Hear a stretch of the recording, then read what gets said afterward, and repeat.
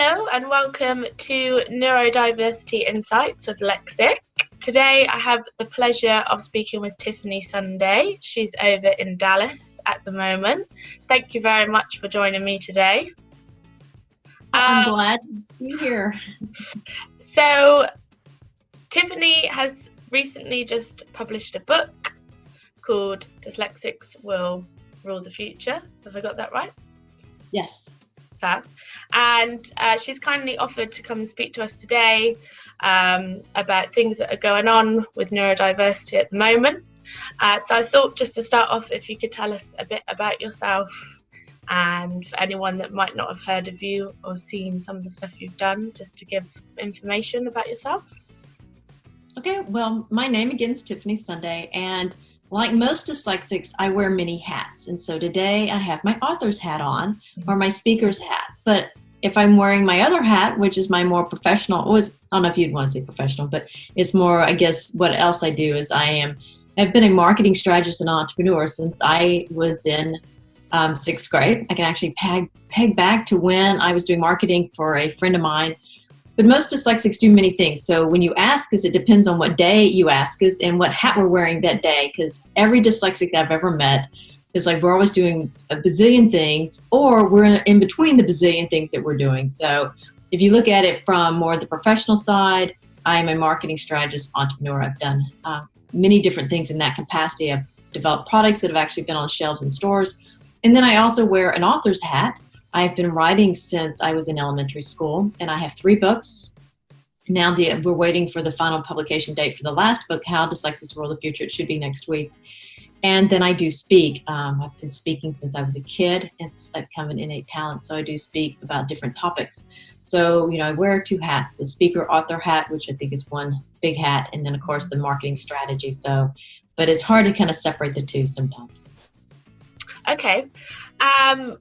And we just recently had Dyslexia Awareness Week in the UK last week. And I'm aware that it's Dyslexia Month in the US, is that correct? So how far do you think we are in terms of raising awareness of neurological differences in general? And what do you think we need to be doing to raise more awareness of diversity? I think we've come a long way. I can see a major jump since when I wrote Dyslexia's Competitive Edge. I am dyslexic. You're going to hear it if I say something backwards here pretty quick. But no, if you go back and you look 3 years ago, what we were seeing predominantly was everyone that was dyslexic and an entrepreneur was out there. And then you had a few people come into the space. But I want to do a special shout out, because there's one person, I think, there's a couple of key people. There were truly, dyslexics tend to be mavericks anyway. But Sean Douglas with the Codpast, he started out there, moving us into a more modern perspective. And I think when he was out there putting his blog post, because when I found him writing Dyslexia's Competitive Edge, he was one of the first saying, look, this is more, he was making it cool, making it mainstream, this is just a part, it's a lifestyle. Mm-hmm. So he was out there, and a couple others were starting to really start moving this differently.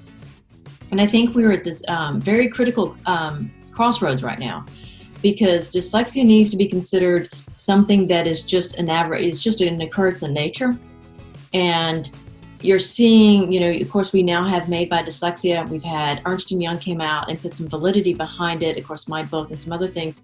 So we're starting to move this forward because, there's a lot of discussion, but I want to bring a point is that I've seen this before. I saw it last year. We'll see it again. Lots of energy behind dyslexia awareness, yay! Over here, everybody, the mayors are saying, yes, we're going to do this dyslexia. And I can tell you come November 1, it's going to go silent. We put all this energy into it, but my dyslexia is 24/7, 365. And so for us to really do something, it's got to be significant changes out there to where the schools are getting better. We're doing more in education. Like here in the state of Texas, it's mandated that every student gets tested. But my focus is more on those employees that I get emails from that are not getting any help. Mm-hmm. And the other concern I have is that, companies and HR will go, yay, we're inclusive. And it's like a box. It's a box they're checking off. Mm.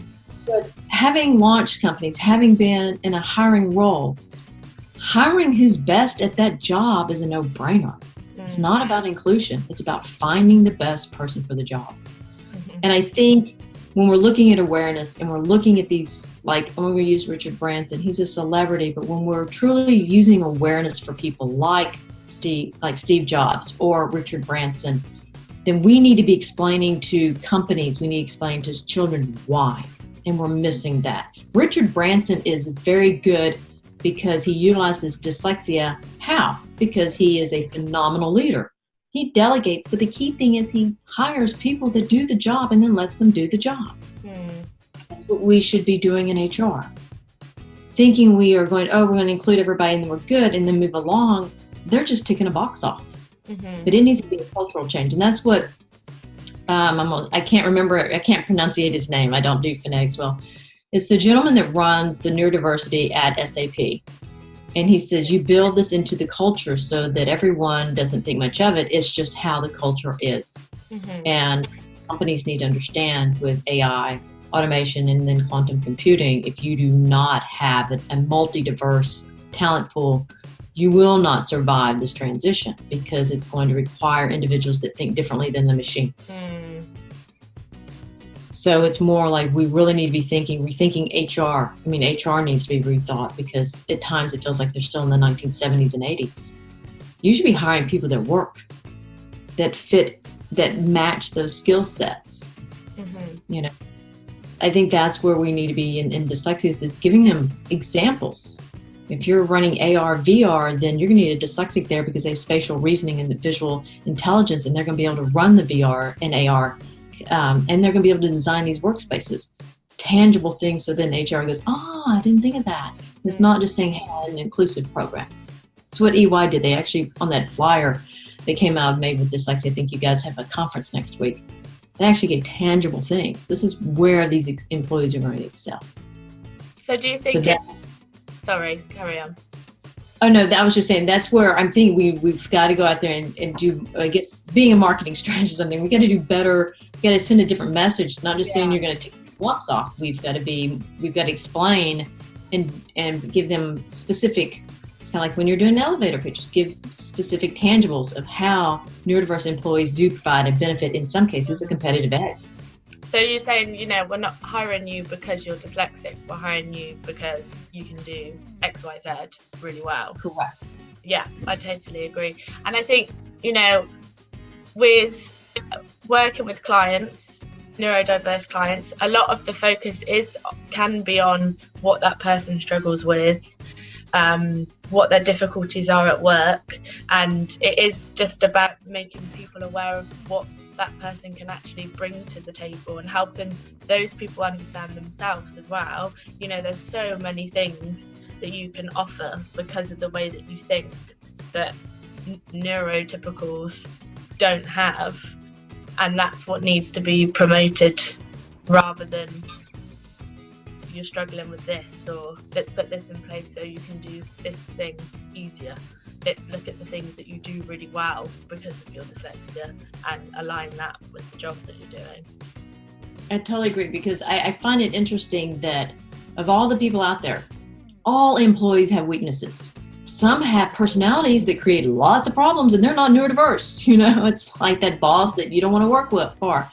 So I find it interesting that we immediately go into, there's blogs, it's like, why are we the only group that starts with our weaknesses? If you look across when you go into employment or anything that you do, football players, everybody, when someone's out there, I guess because I've been in the startup or anything else in marketing, companies, if you look at a company, they're not going to start at going, there's no company in any marketing or anything we do start with a weakness. I don't know, why do we do? It's like the minute we think, I need Grammarly, I can't function at work. Why do we start that way? It's like, look, I can problem solve around you in my sleep. That's how we should start. Or I am gifted at visually seeing the anomalies. That's why everyone in the government hires me. We should start with our strengths. It's like, I'm amazed. It's like we sit there and go, okay, we can't spell, but I get really passionate about this. I was talking to a couple of researchers that is even doing a project on the UM. They're thinking reading and writing is going to be obsolete by 2030. And I'm thinking, well, then what will all the people do? Because we'll be over there with our VR stations rocking it because we will be ruling the future. Yeah. We're visual intellects. I mean, think about it now. How much do we really write? I can barely sign my name because I don't sign it anymore. And I'm thinking we're still kind of like, oh my gosh. You know, I almost put a blog post saying, you know, if an employer says, oh my gosh, they can't read. My son doesn't read much. Everything's auto-dictated off his devices. You know, where they say, well, can't spell. It's called Grammarly. I mean, I can sit there and give you everything that is, but these aren't big, cumbersome things. It's just changing your computer settings. Yeah. 90% of the people probably auto-ask Google something, and they're not even neurodiverse.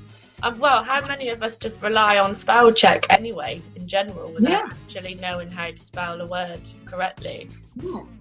You know, it's like, I know people that are not dyslexic and they run all these programs because they're bad type. They type the old, it's like these are guys, you know, or how many times we autofill the wrong thing and we're like, oh gosh, you look like that text was, I did not mean to autofill that. I mean, if you think of these things like, because everyone's making these mistakes or things are so different today. I don't understand why we're so, it's like, can we lead with our strengths? No, well, even in the book, I even called that out saying, okay, even we do this. Start saying your strengths first. If we start making it a habit and not always talking about our challenges, then we can also start changing it too. I totally agree. I mean, I think, what would you say to perhaps someone that has dyslexia that's not sure of what those strengths are because maybe they've only been in a role where they're doing written and reading based tasks and they haven't had much opportunity to explore the different ways that their brain can process? I'm not going to put you on the spot, but everyone knows their strengths by the time they're 6. Okay, yeah. It's your innate talents. It's what you were doing when you were a kid.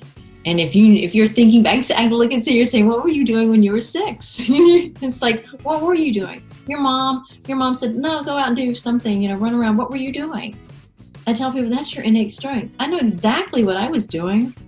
I was creating something. I was either writing a play or I was singing. I was doing something highly creative, or I was creating a product to go sell. I was selling stuff to my neighbors all the time. Those are your innate talents. Those are your strengths. I'm from Houston, Texas, and weather's a big deal here in Texas. You know, I'm waiting. It's going to change behind me in a minute. So every time we had a storm come through, I ran outside with my hairbrush going live from Galveston Island, you know, for the Weather Channel or something. I'm a speaker now. Yeah. It's so complicated. Yeah, that's why I even mentioned in my speeches, it's like you operate in your areas of strength. And this is not my sole idea. This came from Andre, who runs global recruiting for Whole Foods in Austin, Texas. And he says you always operate in your sweet spot, which is when you align your talents, your strengths, and your experiences and your skills all together. You put it together, and then you put it on the right wall. You take your career ladder and you put it on the right wall so that when you're moving up, you're going in the right place. I'm amazed how often we get sidetracked because with dyslexia, our strengths can reside in the same space with our weaknesses. I wrote 1.6 million words through Grammarly last year. And people always go, well, what about the spelling? I said, but that's for Grammarly. I'm a prolific writer, but I don't worry about that except Grammarly. Yeah. They'll say, do you know this? I'm like, no, this is a dyslexia. Oopsie. So, you know, we have to think, again, step back and let's, you know, not hyperventilate on our weaknesses because your strengths could be sitting right in there. And your talents, go back to your innate talent. Yes. You know, think about that this weekend. Everyone, think about your innate talents because you're covering them up. You know, and it's what you're doing as a kid because it's fluid. It's something that doesn't create resistance. Yeah. And that's what we do. Yeah. That's good. I'll reflect on being a 6-year-old self later on today. Your mom said, go outside or go do something. I just don't want, you know, I've got to have a mom break. And you're running out and it's what you do now as an adult in your free time. Yeah. Yeah, I guess. Sorry, carry on. I'll say this one last thing is that we do what we love most when we have free time, when we're not on Netflix or binge watching. But, you know, it's like we gravitate to our natural talents anyway. If you watch people, they're doing what they're already good at. Does that make sense? That makes total sense, yeah.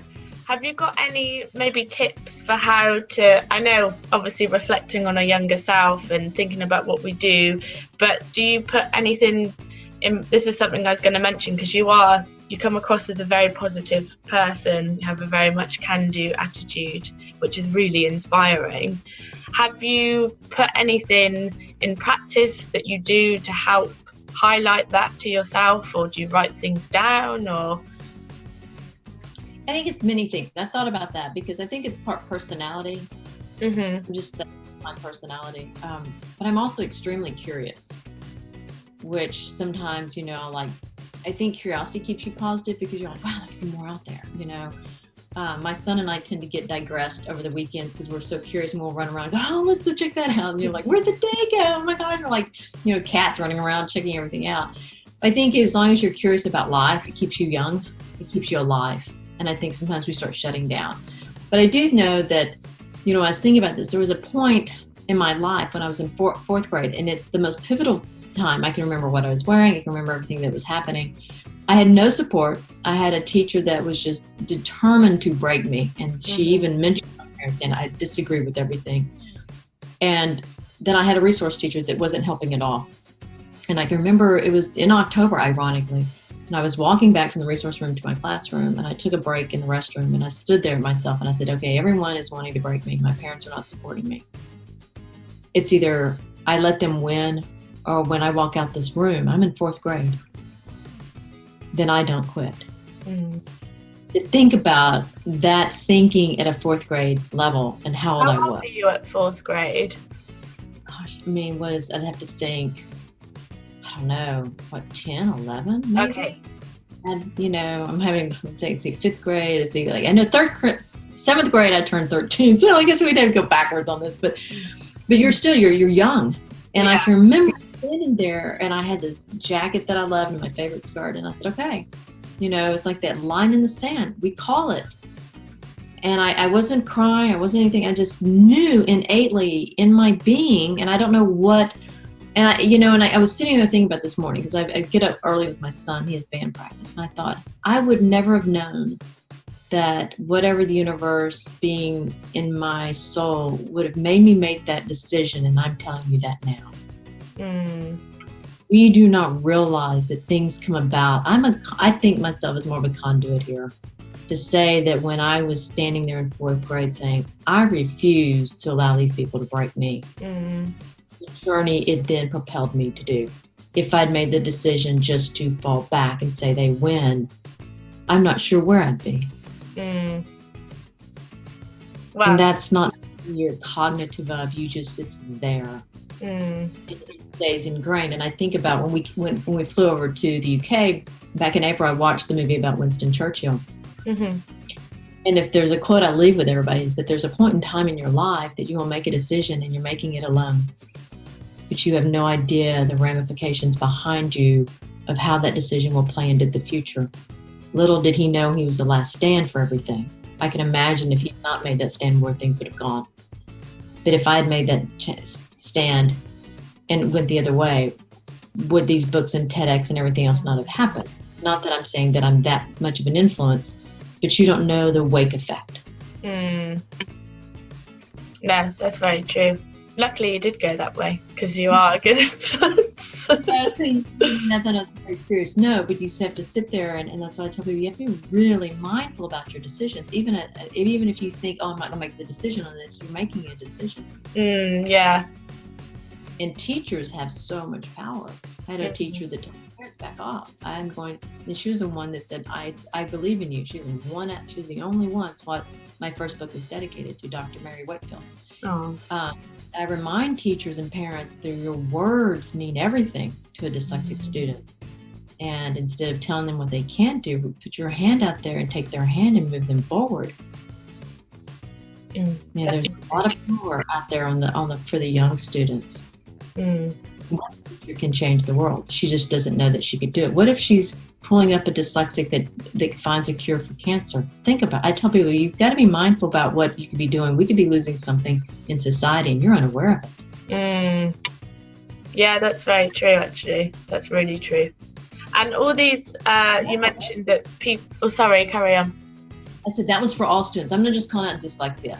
I'm just saying, teachers need to be mindful because any child, out there has a brilliance, not just for neurodiversity, but everybody does. We all need each other to contribute. Yeah, it's all, I think it's one thing that we really do focus on in our coaching sessions, is that you just have to really do focus on the things that you can do and lift other people up around you. And it's just once you start to own the things that you do well and feel comfortable and accept that that's yours and that's who you are and you're good at it, and not be embarrassed about it or feel like you're being showy-offy for saying that you're good at something, you're just good at it, then that can just make you feel so much more confident, and you bring other people up with you when you're like that as well. I think there is a lot around that we need to do a lot more praise and, looking at the things that people can do well and making them feel that and know that about themselves, and it will just encourage people to then put that onto other people. The other thing too is you look at I think sometimes we're not, that was another reason why I wrote that blog post about the celebrities, is that the people that you're coaching now, and they're in jobs, that's a success. Yeah. Say that, saying, look, you're in a job, you're managing that, because I explain to people, so when you have a dyslexic professional, and I've been in corporate, we are like doing a turbocharged adaptions, because you don't overcome dyslexia, you adapt. And very, very good at strategic adaptions, and we're doing it subconsciously. So like in your community, have the professionals that you're coaching mentor kids in school. Can you imagine you've got dyslexic kids seeing an individual that's either working for someone, because in their mind it's still a massive leap. I get so many emails saying, I'm never going to be a Richard Branson, so I don't know what to do, I'm going to give up. Well, we need professionals that are reaching back to the schools, or professionals helping each other, saying, look, I'm doing a job and I'm good at it and I'm happy.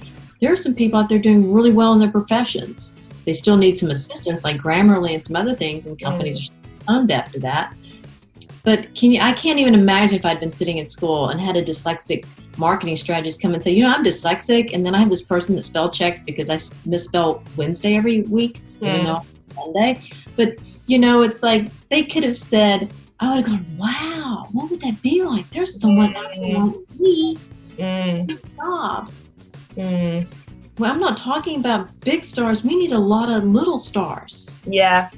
Because you're blazing your own trail. Can you imagine the students seeing people doing real things in like, we're talking reality things. Like they can actually go to the store and buy salad dressing, not buy the wrong one because you inverted the label. It's real world stuff where you get confused on the tube and we keep going in circles. We never get out of the Piccadilly circles. Yeah. Yeah. Real world things. It's like, how do you cope? I think we really, that's another area. It's like doing a Tedx. I'm making a challenge out to the community. Reach and help each other, because we do quirky things all day long. And then appreciate it, because within the brilliance of the brain, there's some amazing things. We just have to, it's like an onion. You peel back the layers of dyslexia. It's like a relationship. There's some days I just tell my dyslexic, he's got to leave the room. I don't want to deal with him right now. Or, my dyslexic, it's like a marriage. I'm not in the mood to talk to you today. Yeah. Then it does something really brilliant. I'm like, okay, I like you today. You have to manage, because you feel that duality in your head, or you wake up thinking, oh my gosh, today I'm not spelling anything. So I think that's important to help students and other adults, saying, it's okay if thingy's your primary word for the next hour. Well, I've gotten through this without a thingy. It's a Friday. So I think almost sometimes I do comedy. It's like, we have to appreciate that, yes, we could buy the wrong salad dressing, or, get lost in a texting sequence and go, huh? We also need to bring awareness to relationships in dyslexia. That I added that chapter in my book, because we don't ever talk about that. We don't talk about the unspoken sides of dyslexia, how we take things literal, and it makes it tricky for dating. We don't talk about how neurodiverse people will spend an hour trying to figure out what that emoji means. Or a sticker. Yeah. Like, don't send me stickers, just call me, because I can't understand. And then I spend an hour going, what's the sticker mean? We take things so literal. Yeah. Or we don't say something, and then we look at people with the deer in the headlight look, like, huh? I don't understand that. Don't tell me a joke. I'm not going to get it. And those are some areas we need to bring awareness to, because that plays into the workspace. Yeah, well, it's all to do with communication, isn't it? And how you communicate. Communication is massive in the workplace. So yes. Yeah. My undergrad degree is in communication theory. Ah. Because I knew my mom would get mad because I'd never say hello. I still don't say hello because I think the dyslexic brain thinks it's non-essential. With solving problems, our dyslexic brains solve at such a high level of problems because we've been problem solving since we were born. Think about problem solving the minute you go, oh my gosh, I'm not like the others. We're so gifted at it. And so the brain goes, we don't need a hello today. We're over here on quantum physics. We're solving a problem. We're over here. We solve problems to relax too. No, that's a really good point to raise there, to consider that, because I guess in terms of, because you'd always think about things in the workplace in terms of what you're producing on a task basis, maybe not actually just like normal day-to-day communication and how that might impact you if you've got a neurological difference. Right, because we tend to fire hose people. Like if I'd met you, I mean, did we say hello? I think we did, but it's kind of a customary thing. But if you and I were in an office and I had an idea in my brain, I'm like, oh my gosh, you won't believe my idea. Oh, and I'm like running around, the neurons are firing, and then people are going, oh, what? I have several, and we're like, okay, we hose. I'm about to fire hose you with a bazillion ideas. I don't think people realize it's moving that fast, or what's worse is you'll have all your ideas connect and then it log jams in your brain and you're going, I can't get it out. Your brain is constipated because it can't get this bazillion ideas out this tiny little bit. It's like, it's like putting an elephant through a straw. And you're sitting there at work and you're frustrated because then nothing comes out and you're like, and then you feel, I think when you can almost see that sheer frustration on dyslexics and neurodiverse people, because all that activity, it's amazing if you could actually watch all the neurons and the energy, and you're seeing us try to get us outbound. And that's when I think when my hands start moving, it's like and you see the energy, we're very kinetic, you're trying to move that energy out. And then you're thinking, forget hello, I'm over here trying to get this idea out the door. I can't think about hello. And so I'm better at telling people, I'm about to fire hose you, but small talk was the other thing we don't talk about.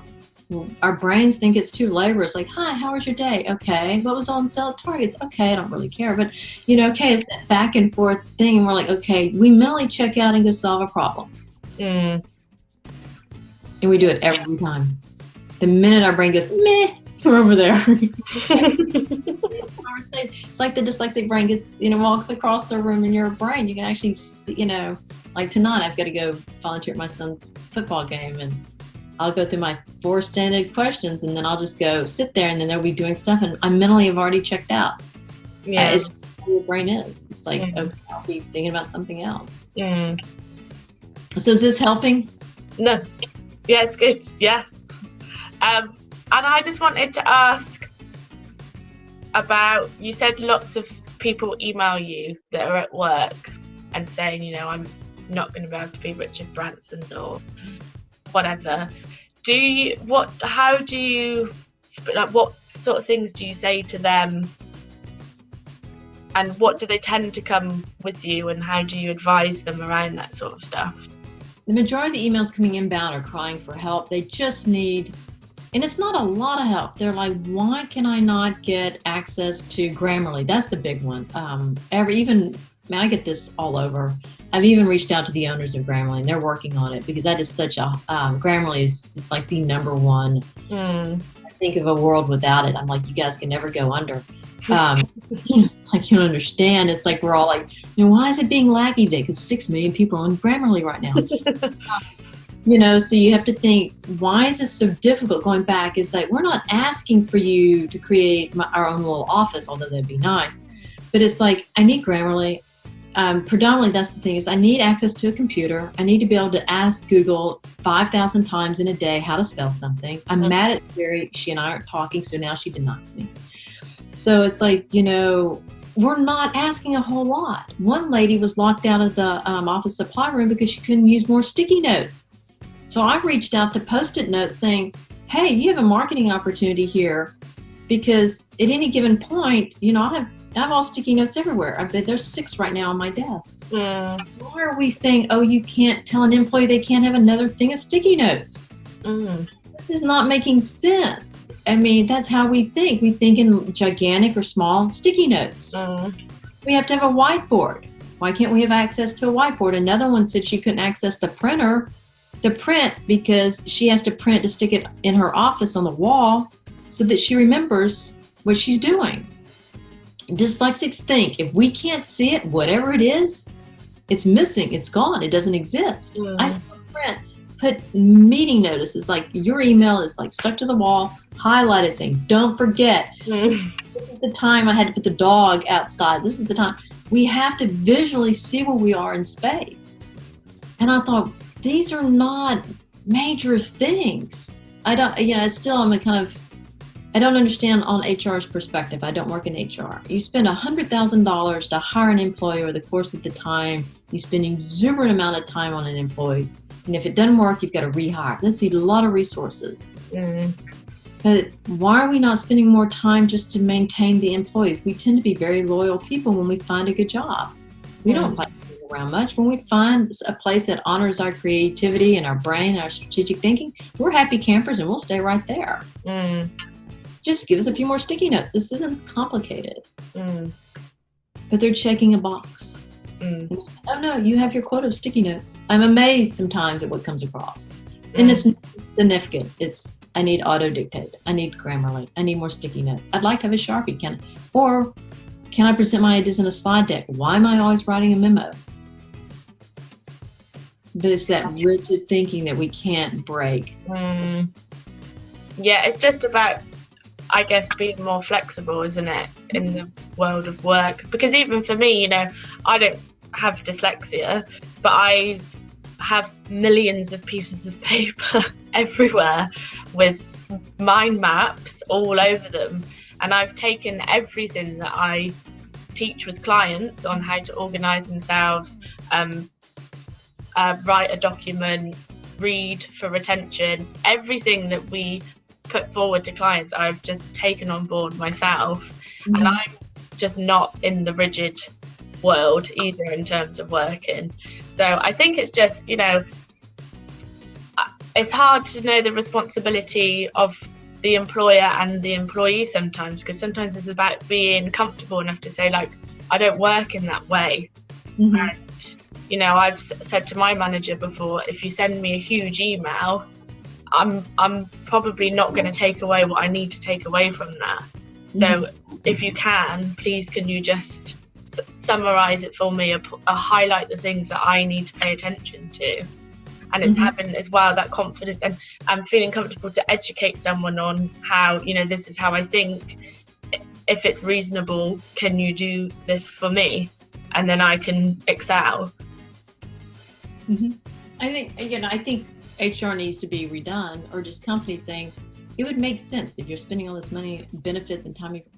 Every employee should be in their areas of strength, as I call it. You should be able to work when you're best productive. If you're an introvert, you may need beats on your head because all the noise and distraction. Having a space, where people that do not like a lot of sound, they can go and work. Or if all the experts want to go hang out in a coffee bar.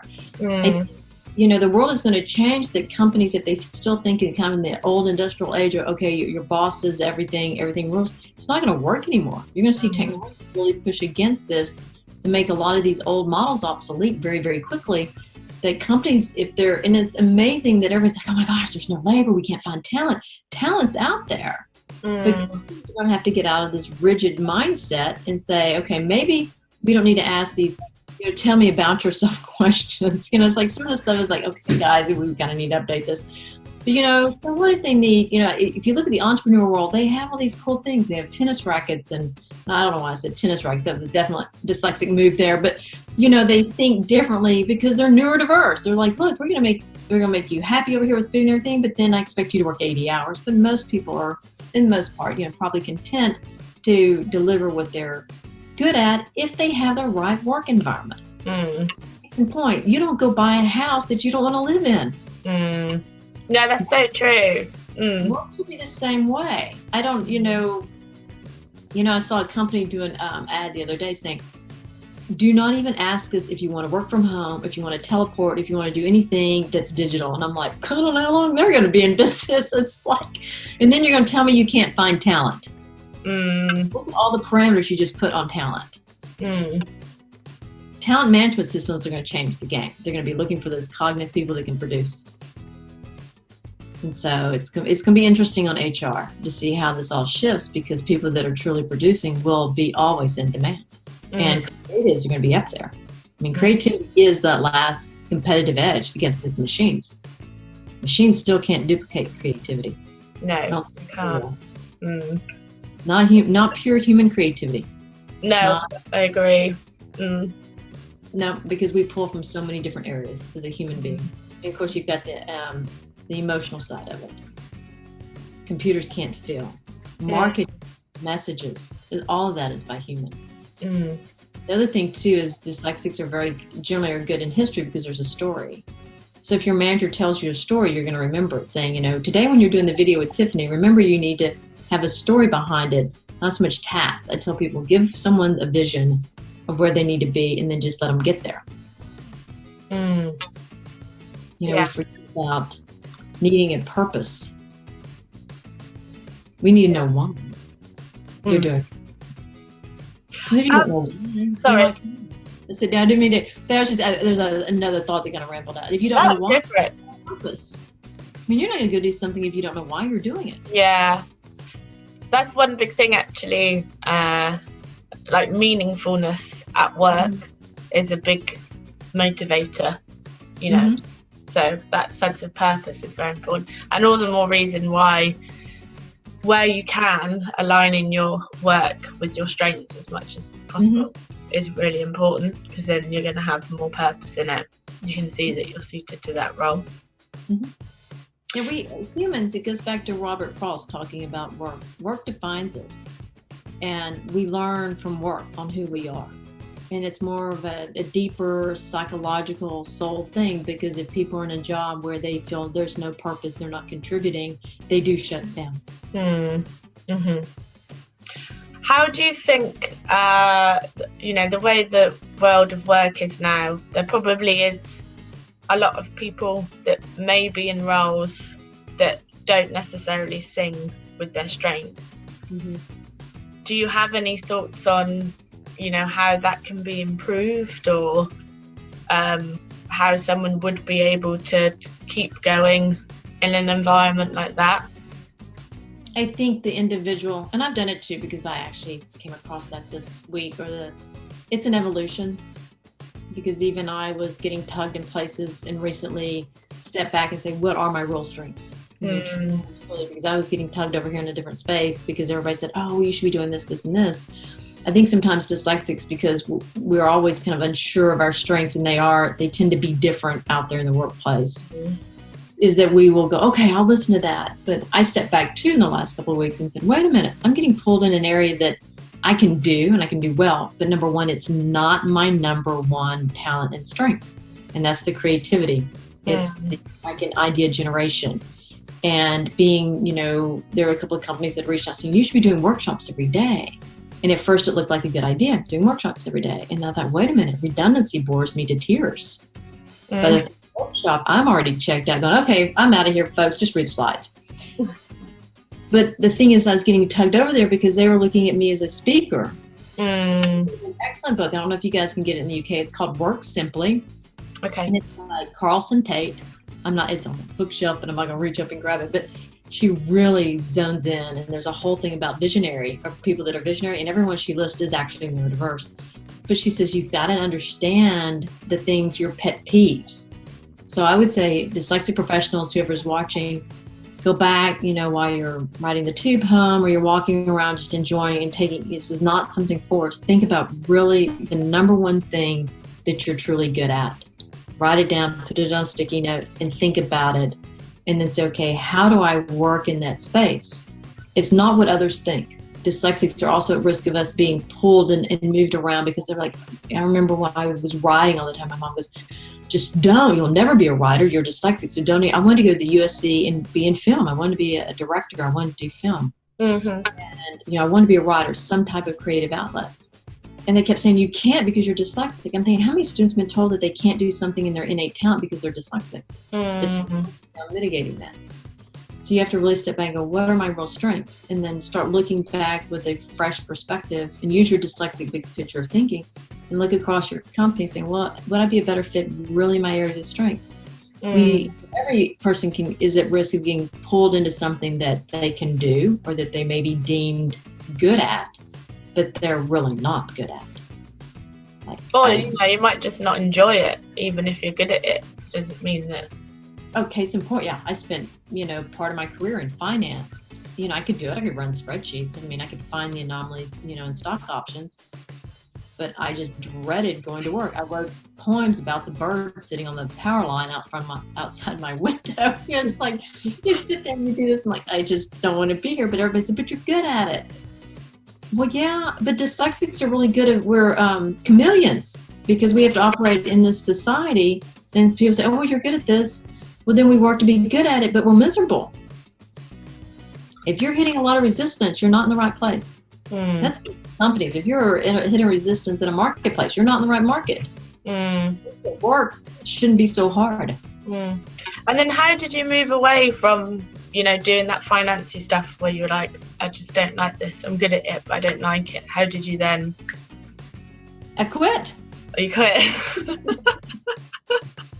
I told my dad, I said, get past this. I'm never going to do this. Just be done with this. You're driving, you're just stop. It's like, I'm done. It's like, I always do movie references. It's kind of funny because we're so visual.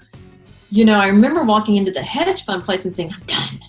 And then the movie Cars had just come out and I was like going, freedom! Like what Lightning McQueen. You see the tire treads. It's like my brain was like going, yes! It's like, I still get excited because even now I feel that it's like, my gosh, my poor dyslexic brain looked like it was in that financial prison, kind of look at the bars going, oh my gosh, I can't do another option. I like skip to the car. I think you've got to, I tell people, I said, do you know when your tail's wagging? Do you have a dog? Yeah. Till you get home and he's like, man, I'm so happy to see you. People know, it's like my German Shepherd actually creates wind turbines, It's like, when you're in that place because my gosh, you could work 20 hours straight and not even realize you just worked 20 hours. The dyslexic brain needs recess, but it needs that creative outlet or we get really fussy. That's where you see all the behavior problems come out.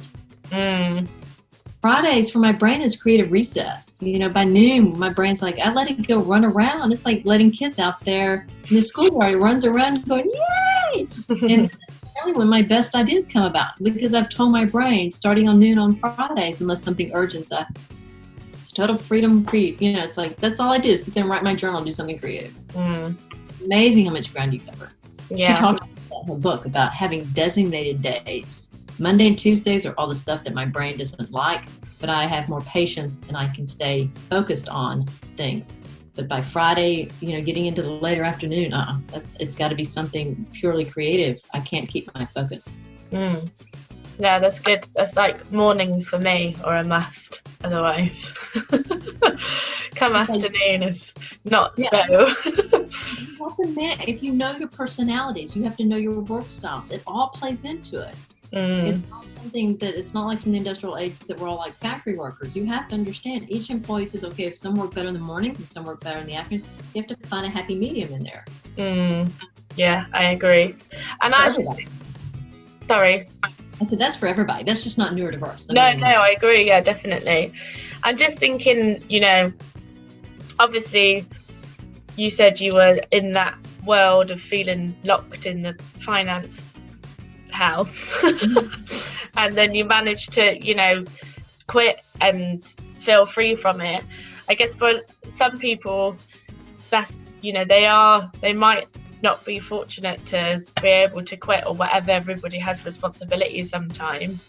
Would you say then if you can't exercise the things that you're good at work, that you need to find the time to do that outside of work or just to have? Yes, this is not, we think we don't have time, but we do. It's really in our minds. Because when we say, oh my gosh, my schedule's swamped, my schedule's this, Those are excuses. Most people don't know I'm a single parent. I have a high schooler.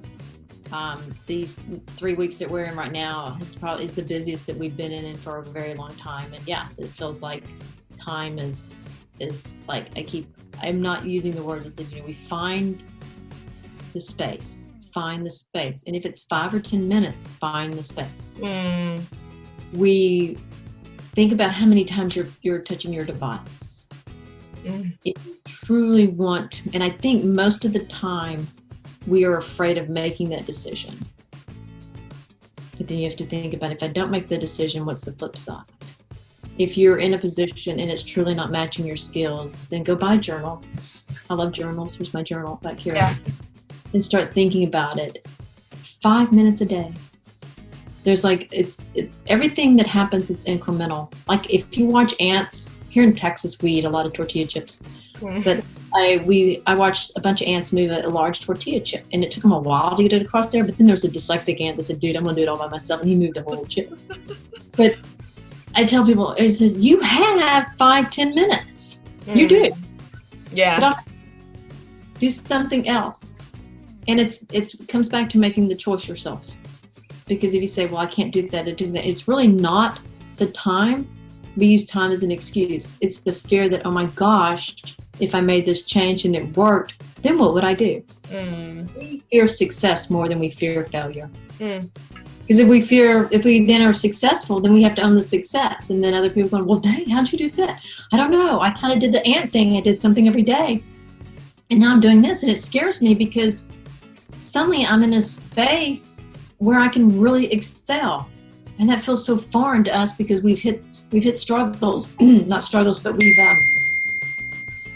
gone through challenges so many times that for us to have some success, it feels weird.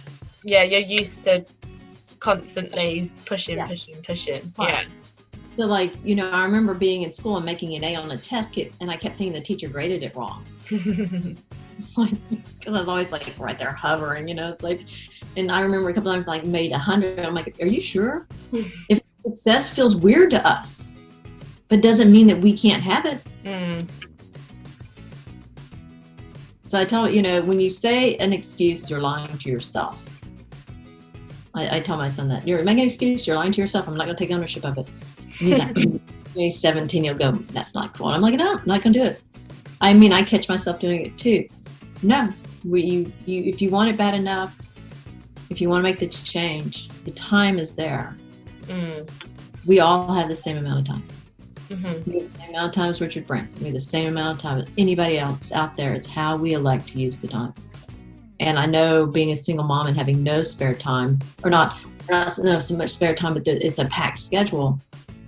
People say that. I'm like, well, when I'm cooking, I always have a notepad by the kitchen, not near my stove, but over there by the sink. If I have an idea of something, I'll write it down there. On my phone, I'm sitting there in the quietness of my kitchen, thinking of things, working on stuff. I have a journal in my purse. I have something that if I have a quiet moment, I may spend 3 or 4 minutes. We fail to recognize when all those minutes add up over time. Yeah.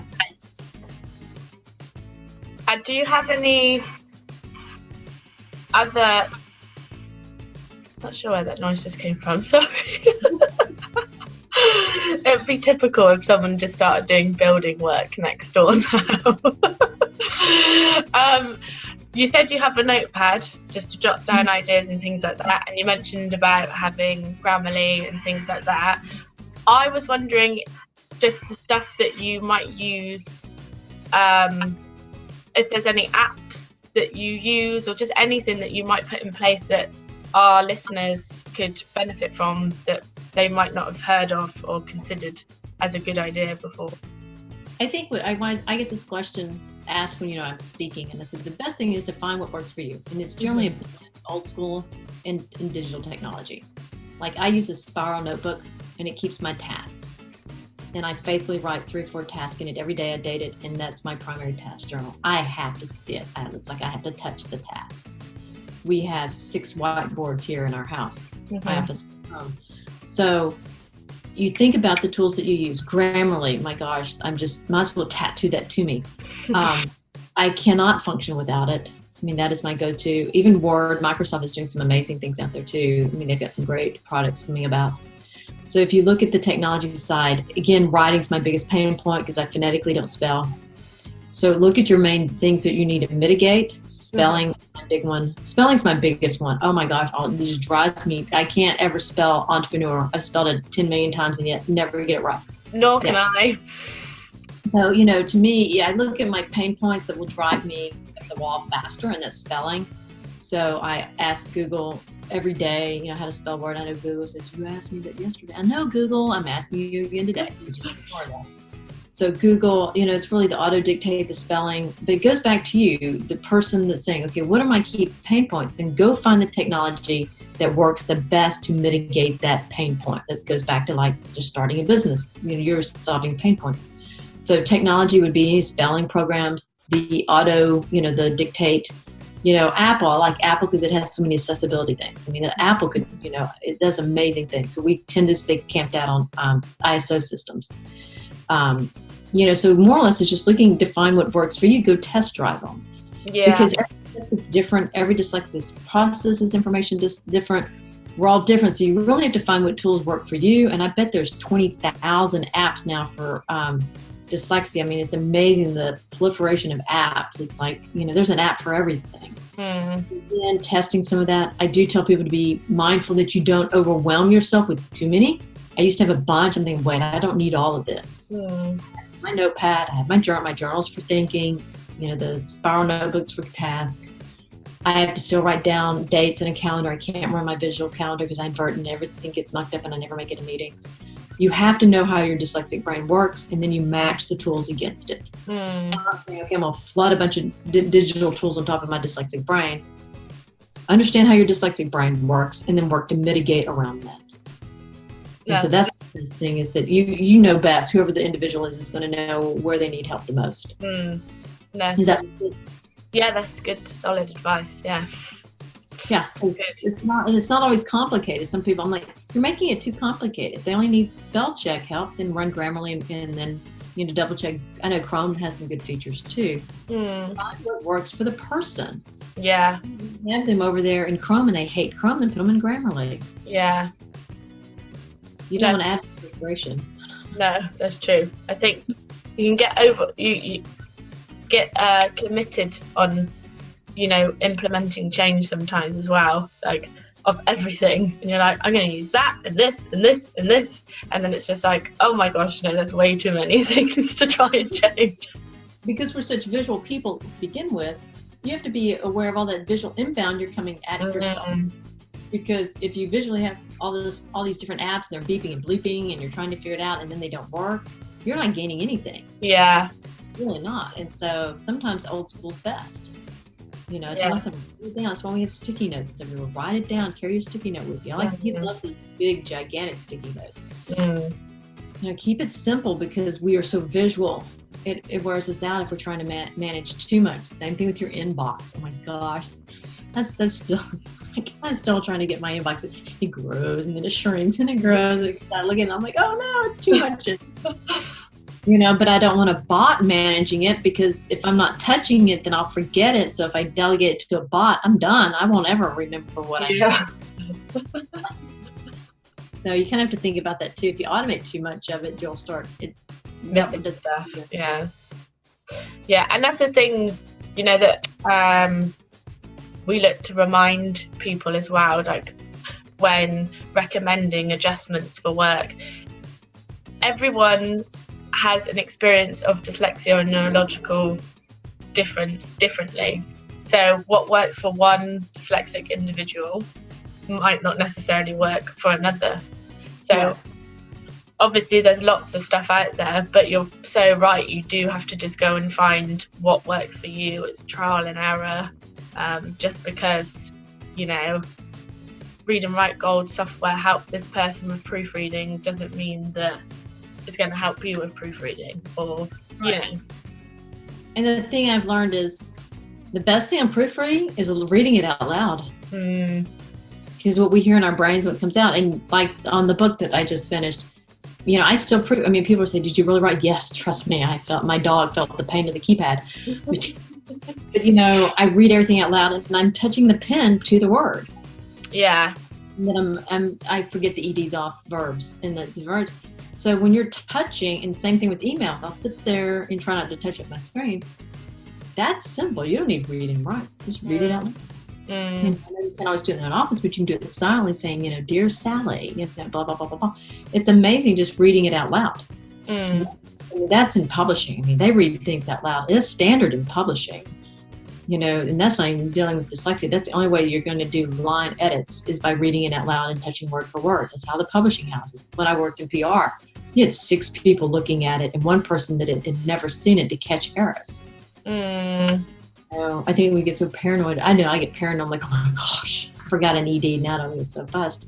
But all the important emails that go out, I'm reading it out loud before it even ships. Yeah, you know, good technique. And that's standard protocol for media companies, or it used to be. You had to read out loud and you had to have 6 eyes sign off on it. Yeah. PR language. But, you know, again, you know, have someone check it off. But I know people that they're not even dyslexic and they send stuff out. I'm like, how did you send that out? Didn't you even check that? I think we check our stuff a little bit more diligently than others because we're so sensitive to it. Yeah. You're aware that you need to check and check and check. Yeah. So with your writing of the book, what was the process that you went through for that? Because obviously, like you said, spelling can be difficult and things like that. So did you have things in place to support you with that, or? You know, because I'm a very creative writer, at any point in time, I'm carrying around probably 6 to 8 books in my head. I have a fiction book coming out next year, Never Again, She Said. I have a children's book series that's in queue to be published. So the books just rattle around inside my head. I mean, it's like Hermione, you know, she pulls out of her purse. Yeah. I literally could sit and write all day. I mean, when I sit down, it's not ever a shortage of ideas. It's more or less, okay, how much time can I commit? My son has been very patient the last month because we were at the very push on the end in the edits of this book. So, you know, you sit there and it's like behind me, I've got drafts for 4 books. They're already in manuscript form. It's ideas that I have and I read. And so I'm anxious to get into more fiction writing because that's more of a love. I have a series on, you know, this lady that lives out on the coast, and it's like all these different stories. And so you just start putting them in place. I journal and then I look at things. I can sit down, and if, you know, when I have the luxury, I can write 5,000 to 10,000 words in one sitting. It's not common. I mean, so it's not like I'm struggling to come up with the ideas. And I just get to where I don't look at I turn Grammarly off when I do the first draft. Yeah. I mean, that's all within creative writing. You do a data dump. It's free flow. Yeah. It's like, you know, a sculpture or painting. You start molding it and you keep working with it, and then you starting to clean up the spell checking. But, you know, it may not be until the second or third draft that I come through and start, okay, let's start tightening it up. This book in some places has 40 edits on it. But it's not really edits. You're molding the words. It's like a sculpture. Okay, how do I want to convey this message? That's how I write. I find it interesting that people think, well, how do you have a ghostwriter? I'm like, dyslexia has nothing to do with it has no impact on my creative abilities. Trust me, I could sit here and do a mini story. You know, I have the little turbo that could children's book series, that what I did with my son, or the Lonely Dog book series for my German Shepherd that sits in the backyard. I just sits here in my brain. I need to come out. You know, like it's a whole lonely dog, you know, sits in the backyard wondering when they'll be home. Lonely dog, he's so sad, looking up at the sky, talking to the birds. Lonely dog, I want to come home. You know, it's kind of like those things, just I sing and rattle off tunes. That's another thing my son and I sing to make it easier to talk. So, like in the evenings, he'll go, Mom, I'm tired. I don't want to do homework. And I said, yes, you do. You have to do homework. We actually communicate more efficiently. We sing things out. You know. That's nicer.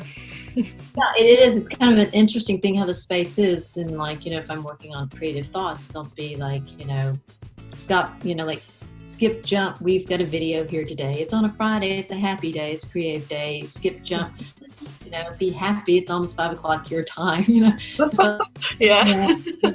Video, it's a happy time. Dyslexia is always creative. You know, something like that's how fluid the creative brain is. Yeah. Yeah.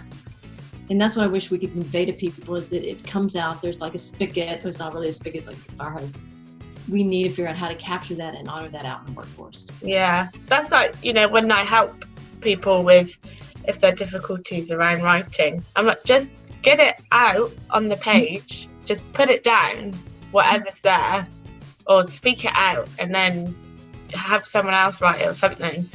And then work to try and structure it. Or create an audiobook. Yeah. Yeah. I think, Sean Douglas and I, when we were doing, there's a video, it's actually, he did an interview me with How Dyslexics Rule the Future. It's amazing that his videos are the best representation of where we're going with technology. And I said, you know, I probably have to start doing audiobooks or visual books because no one's going to be reading, you know, by 2030, 2035 or wherever. So why not just start and be that entrepreneur that does a video book or an audiobook, but make it so that you're more concise. You may have to do several takes so that you actually have a story and some structure to it. Oh, who says we can't do that? Yeah, true. That's true. Yeah, we could do an audiobook or even an audiobook now, just like, you know, even have it animated. Yeah. No, it's so true. I mean, that's more interesting to watch as well, isn't it? Again, why are we limiting ourselves? Oh my gosh, we cannot spell. So what if I had like a little doodad here saying, well, hello today, it's Friday with the happy puppet or something. I don't know. I mean, I'm like, you can tell it, my brain's really wanting its recess. But it's like, you know, why not do a video book for kids? Make it interactive, saying, okay, or even adults. I know someone that's actually starting to put that into play. Why not? Almost like the play in a book. I think it's just moving away from the process that I guess we've been doing forever. Right, because I started a publishing company that published my book, and I'm so tired of the first part of those, like the traditionally pubbed books. You know how they had the V or like the Roman numerals in the beginning? Yeah. The first part of the book's special. It has its own numbering. And you're flipping through trying for what number of book you're on, you know, number of pages. Yeah. We're dyslexic here, and I'm tired of all those little numbers and having to think. So the page number starts on page 1. Page 1 is page 1. It goes all the way to the on the page 4, it's truly page 4. It's not page 2, but it's really technically page 9 because we had all those Roman numerals in the beginning. All those little dots. You know, it's kind of like, why are we doing that? Why are we afraid to put page number 1 on the front page of the book? I didn't on the cover page because that would look a bit tacky. But then page 2, it's number 2. That, you know, to me that doesn't. Why are we messing? Just number all the pages and be done. Yeah. And why do we insert all these funky little numbers along the way? Again, to me it seems confusing. So yeah. Going against publishing tradition here after 10,000 years of publishing, and said we're going to have all one number across the whole pages, so you know at the end of the day, at the back of the book, 115, it had 115 pages. That's the last page, yeah. The last page. It's not 100 plus the 20 Roman numeral numbers you have. Yeah.